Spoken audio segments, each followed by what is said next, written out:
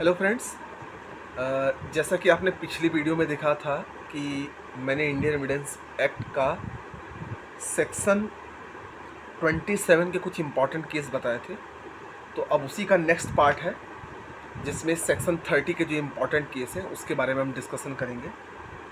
तो सबसे पहली बात है कि सेक्शन 30 कहता क्या है कि साबित संस्वीकृति को जो उसे करने वाले व्यक्ति तथा एक ही अपराध के लिए संयुक्त रूप से विचारित अन्यों को प्रभावित करता है, विचार में लाना।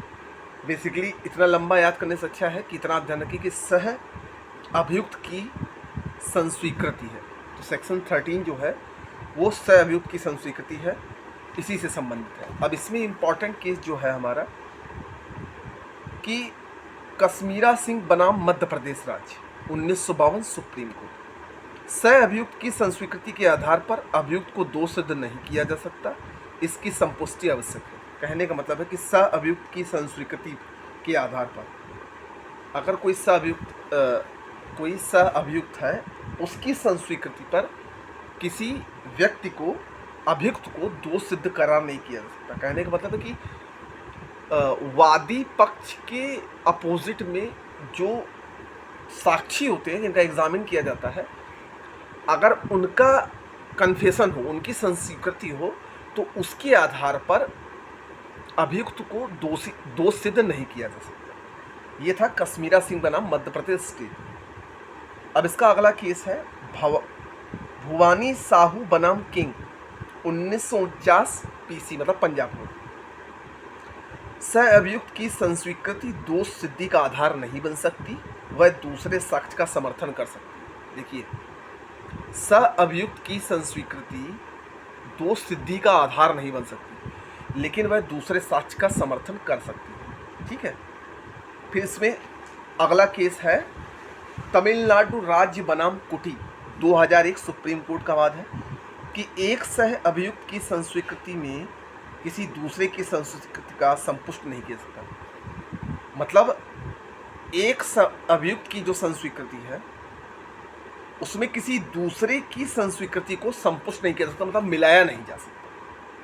फिर इसमें अगला केस है हारून हाजी बनाम महाराष्ट्र स्टेट 1968 सुप्रीम कोर्ट का वाद है, बहुत फेमस केस है। यदि संस्वीकृतियां अभियुक्त मर जाए तो उसकी संस्वीकृति को धारा 32(1) सपठित धारा 30 के अंतर्गत विचार में लाया जा सकता है, लेकिन इसका प्रमाणिक मूल्य सह अपराधी के विरुद्ध मूल्य में कम होगा।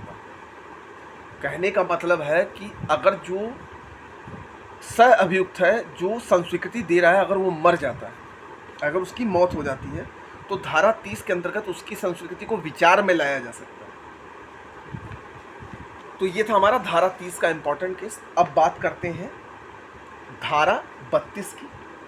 तो धारा 32 क्या है कि वे दशाएं जिनमें उस व्यक्ति द्वारा सुसंगत तथ्य का किया गया कथन सुसंगित है जो मर गया या मिल नहीं सकता इत्यादि, जिसको हम धारा 32 को मृत्युकालिक कथन कहते हैं। ये बहुत इंपॉर्टेंट है। इस पर मेंस और प्री और मेंस दोनों से क्वेश्चन आते हैं। तो इसकी जो लैटिन सूक्ति है वो नेमो मॉर्टिरस प्रेरिस मेटियर मेंटर, मतलब कोई व्यक्ति ईश्वर से मुख से असत्य लिए हुए नहीं मिलेगा।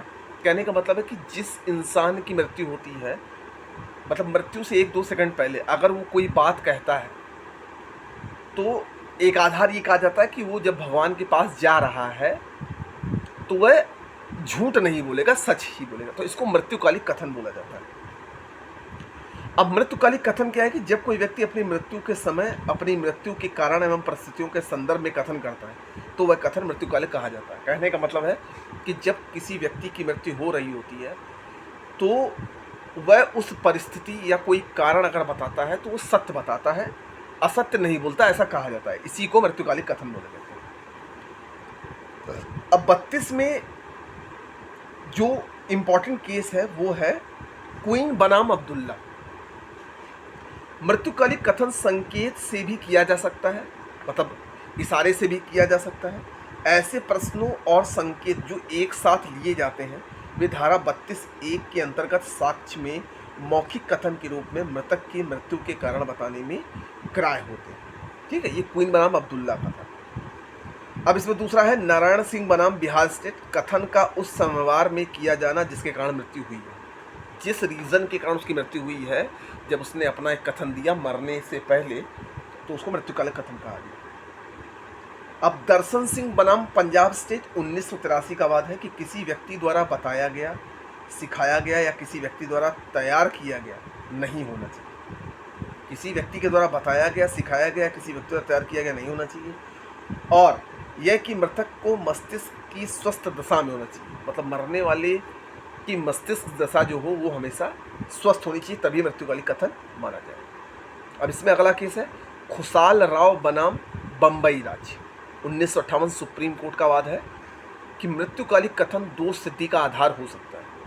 इसके लिए संपोषक साक्ष्य का सहारा लिया जाना आवश्यक नहीं। अब देखिए, मृत्युकालिक कथन जो है उसके आधार पर किसी को दोष से सिद्ध ठहराया जा सकता है, लेकिन इसके लिए संपोषक साक्ष्य का सहारा नहीं लिया जा सकता। तो ये हमारे धारा 32 मृत्युकालिक कथन से इम्पॉर्टेंट केस थे।